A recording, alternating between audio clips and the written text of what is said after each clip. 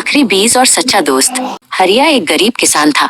उसके पास गेहूं के बस थोड़े से बीज बचे थे। वो सूखी जमीन पर झुककर बड़ी उम्मीद से उन बीजों को बो रहा था। सूरज की तपिश तेज थी और हरिया के चेहरे पर चिंता की लकीरें साफ दिख रही थीं। पास के एक सूखे पेड़ की टहनी पर नीलू नाम का एक कबूतर बैठा था। नीलू कई दिनों से भूखा था। उसके पंख थोड़े बिखरे हुए थे।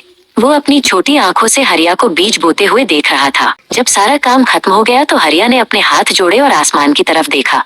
हे भगवान, इन बीजों की रक्षा करना, उसने धीमी आवाज में कहा और भारी कदमों से अपने घर की ओर चल दिया। जैसे ही अंधेरा हुआ, जमीन के नीचे से छोटे छोटे कीड़े निकले और गेहूं के बीजों की ओर बढ़ने लगे। नीलू ने पेड़ से ये सब देख लिया।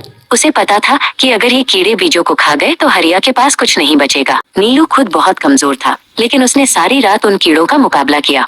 वो फड़फड़ाता रहा और एक एक करके कीड़ों को भगाता रहा। उसने एक भी बीज खुद नहीं खाया, हालांकि वो भूख से तड़प रहा था। सुबह की पहली किरण के साथ हरिया खेत पर वापस आया। उसने देखा कि नीलू ठीक उसी जगह बैठा है जहाँ बीज बोए गए थे। हरिया को लगा कि नीलू उसके बीज खा रहा है। ओ लालची परिंदे, तूने मेरे आखिरी बीज भी नहीं छोड़े। हरिया गुस्से में चिल्लाया। उसने नीलू को भगाने के लिए हाथ उठाया।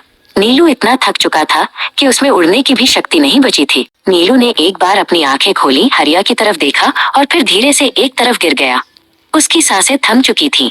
वो भूख और थकान से हार गया था, लेकिन उसने अपना फर्ज निभाया था। हरिया गुस्से में जमीन खोदने लगा, ये देखने के लिए कि कितने बीज बचे हैं, लेकिन जैसे ही उसने मिट्टी हटाई, वो दंग रह गया। सारे बीज सुरक्षित थे और उनके चारों ओर ढेर सारे मरे हुए कीड़े पड़े थे। हरिया की आंखों से आंसू बहने लगे। उसने नीलू के छोटे से शरीर को उठाया और बड़े प्यार से उसे खेत के कोने में दफना दिया। कुछ दिनों बाद नीलू की कब्र के पास से गेहूं के हरे भरे अंकुर फूटने लगे।